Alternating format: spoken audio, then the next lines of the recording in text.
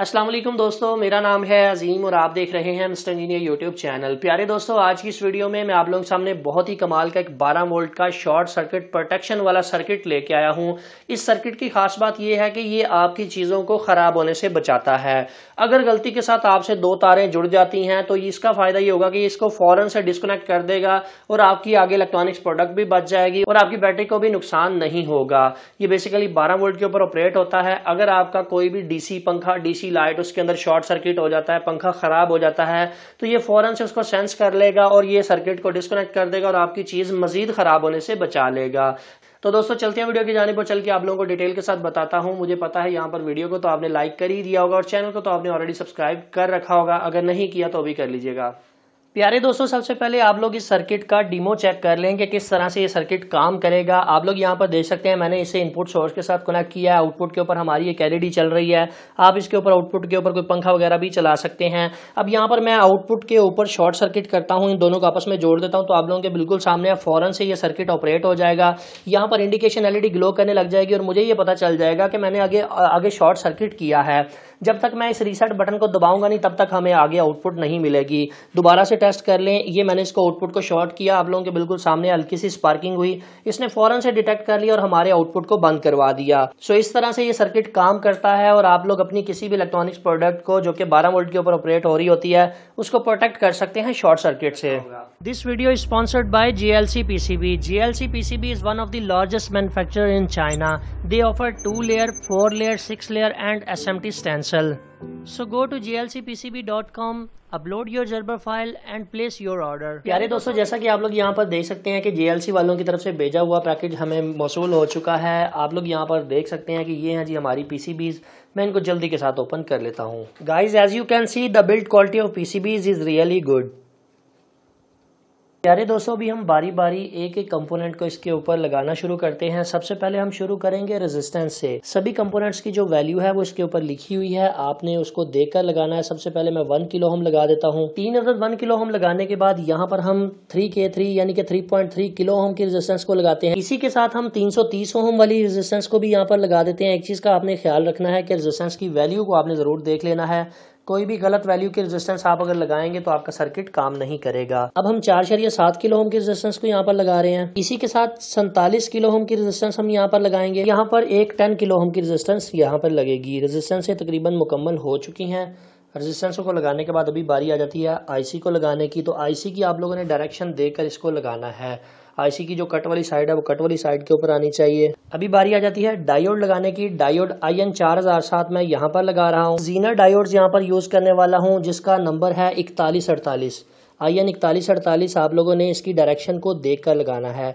अगर ये वाला डायोड आप उल्टा लगाएंगे तो आपके सर्किट में मसला आ सकता है, सर्किट खराब हो सकता है। अभी जनाब बारी आ जाती है कैपेसिटर्स को लगाने की। तो 104 नंबर का कैपेसिटर मैं यहाँ पर लगा देता हूँ जो कि PF कैपेसिटर है, नॉन पोलर होता है ये। इसके बाद पोलर कैपेसिटर में हमारे पास जनाब 100 UF का एक कैपेसिटर है जो कि आप लोग 25 वोल्ट में भी लगा सकते हैं, 25 से ज़्यादा भी लगा सकते हैं। प्लस माइनस को आपने देखकर लगाना है क्योंकि नॉन पोलर कैपेसिटर तो इजीली लग जाता है, जबकि ये जो पोलर कैपेसिटर होता है इसकी वैल्यू को भी आपने देख के लगाना होता है और इसकी डायरेक्शन को भी आपने देख के लगाना होता है। सेम इसी वैल्यू का कैपेसिटर मैं यहाँ पर ऊपर भी लगा देता हूँ और इसी के बिल्कुल नीचे हम यहाँ पर एक 1 UF का कैपेसिटर भी लगा देंगे। अभी तक मैंने ये जो छोटे छोटे कंपोनेंट्स को लगाया है मैं इनको जल्दी के साथ सोल्ड कर लेता हूँ। इनको सोल्ड करना इसलिए ज़रूरी है ताकि हम बकिया कंपोनेंट्स को भी लगा सकें। छोटे कंपोनेंट्स से मैं इसलिए स्टार्ट करता हूँ क्योंकि छोटे कंपोनेंट से ही आप ऊपर वाले कंपोनेंट्स की तरफ यानी कि बड़े कंपोनेंट्स को लगाएंगे तो आपको सोल्डिंग करने में भी आसानी होगी। दोस्तों, सभी छोटे छोटे THT कंपोनेंट्स को लगाने के बाद अभी बारी आ जाती है रेगुलेटर लगाने की। 7805 इस बोर्ड को पावर सप्लाई प्रोवाइड करने के लिए मैं यहाँ पर लगा देता हूँ। इसका हीट सिंक रिले वाली साइड की तरफ होना चाहिए। इसके बाद जनाब C1815 ट्रांजिस्टर और वेरिएबल साइड के ऊपर A1015 ट्रांजिस्टर। सभी कंपोनेंट्स लग चुके हैं और अब ये बचता है एक पुश बटन। ये बेसिकली सर्किट को रीसेट करने के काम आता है। जब आपके सर्किट के अंदर कोई भी इशू आता है शॉर्ट सर्किट की वजह से तो उसे इस सर्किट को रीसेट करने के लिए हम यहाँ पर इस बटन का इस्तेमाल करेंगे, पुश बटन का। एक अदद इंडिकेशन एलईडी मैं यहाँ पर लगा देता हूँ ताकि जब इस सर्किट में फॉल्ट आए तो मुझे इंडिकेशन मिलती रहे। अब लास्ट पे रह जाती हैं 2 से 3 बड़ी चीजें जिसमें ये जो वेरिएबल है वो हम यहाँ पर लगा देंगे, रिले को मैं यहाँ पर लगा दूंगा और ये जो सॉकेट है इसे हम यहाँ पर लगा देंगे। मगर उससे पहले मुझे यहाँ पर एक अदद कॉइल का जंपर बनाना पड़ेगा। 1 mm की कोई भी कॉपर केबल आप लोग ले लें, उसको आप इस तरह से फोल्ड कर लें किसी भी स्क्रू ड्राइवर के ऊपर या किसी भी पेंसिल वगैरह के ऊपर, ज़्यादा बेहतर है आप स्क्रू ड्राइवर के ऊपर फोल्ड कर लें। तकरीबन 20 से 30 सेंटीमीटर का एक आपने पीस लेना है और उसको आपने अपने सर्किट के अंदर यूज़ कर लेना है। तो मैं इसे जल्दी से लगा देता हूँ। प्यारे दोस्तों, जैसा कि आप लोग यहाँ पर देख सकते हैं कि हमारा ये सर्किट रेडी हो चुका है। अभी बारी आ जाती है इसको यूज़ करने की। इसको यूज़ करने से पहले मैं इसके ऊपर थोड़ी सी एक्स्ट्रा सोल्डिंग कर देता हूँ इन प्रिंट्स के ऊपर, क्योंकि यहाँ से हाई एम्पेयर गुजरने होते हैं। तो यहाँ पर आप कोशिश करें कि इसके ऊपर मजीद सोल्डर कर देंगे तो शॉर्ट सर्किट से इन प्रिंट्स को डैमेज नहीं पहुँचेगा। तो मैं क्या करता हूँ, इसे यहाँ पर लगाकर इसके ऊपर थोड़ा सा एक्स्ट्रा सोल्डर कर देता हूँ ताकि मेरे सर्किट को कोई मसला ना हो। अभी दोस्तों बारी आ जाती है इसको पावर अप करने की। पावर किस तरह से देनी है, इनपुट किस साइड से देनी है, आउटपुट किस साइड से लेनी है, बहुत ही आसान है। पहले वाले 2 पॉइंट इनपुट के हैं, आगे वाले 2 पॉइंट आउटपुट के हैं। आउटपुट को लगाने का तरीका ये है, आउटपुट के ऊपर आप कोई एलईडी लगा सकते हैं, अपना कोई भी पंखा लगा सकते हैं, कोई भी ऐसा लोड जो मोटर वगैरह है वो आप डीसी के साथ इस्तेमाल कर सकते हैं, जिसके ऊपर आपको डाउट हो कि यार मैं तारें उल्टी ना इसकी लगा दूं। तो प्लस वाली जो ऑप्शन है वो आप लोगों ने इस साइड पे लगानी है, यानी कि आउटपुट की मैं आप लोगों को बात कर रहा हूँ। जो आपका लोड लगेगा वो इस साइड पे लगेगा। आउटपुट की प्लस के बिल्कुल साथ ही आउटपुट की माइनस लगेगी। जनाब हमने यहाँ पर आउटपुट अपना जो लोड है वो तो लगा लिया है। अभी बारी आ जाती है इनपुट को लगाने की। तो इनपुट को भी लगाना बहुत ही आसान है।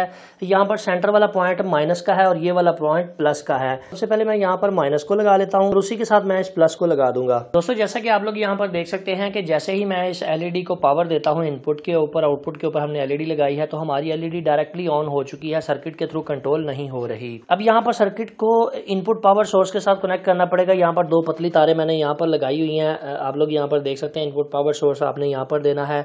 अब यहाँ पर 2 किस्म के इनपुट पावर सोर्स का आप लोग इस्तेमाल कर सकते हैं। अगर आप लोग चाहते हैं कि आपका ये वाला जो सिस्टम है ये सेपरेट रहे, आपकी ये जो रिले है इसके अंदर से आप ज़्यादा वोल्टेज भी गुजारना चाहते हैं, तो फिर आप इसको अलग रखें।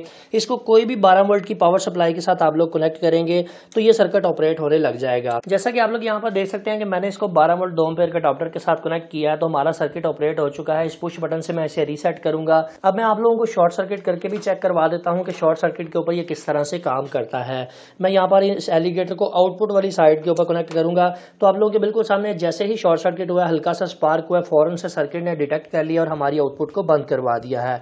यहाँ से आप इसे दोबारा से रीसेट करेंगे। यहाँ पर दोबारा से चेक करें कि जैसे ही मैं आउटपुट को शॉर्ट करता हूँ फौरन से हमारा सर्किट ये सेंस कर लेता है कि आउटपुट पे कहीं पे शॉर्टेज हुई है, जिसकी वजह से ये फौरन से ऑपरेट हो जाता है। आप लोगों के बिल्कुल सामने है। यहाँ से आप लोग इसके एम्पेयर की एडजस्टमेंट कर सकते हैं, अपनी मर्जी से एम्पेयर ज्यादा रख सकते हैं। तो जैसा कि आप लोग यहाँ पर देख सकते हैं। अभी यहाँ पर बात करते हैं कि कुछ लोग ये चाहते हैं कि जिस बैटरी के थ्रू आप लोग अपना लोड ड्राइव करवा रहे हैं, यानी कि जिस बैटरी के थ्रू आप लोग इस लोड को चला रहे हैं, जैसा कि मैं ये लाइट चला रहा हूँ, इसके थ्रू अगर आप लोग कंट्रोल करवाना चाहते हैं तो थोड़ी सी बस आप लोगों को यहाँ पर चेंजिंग करनी पड़ेगी।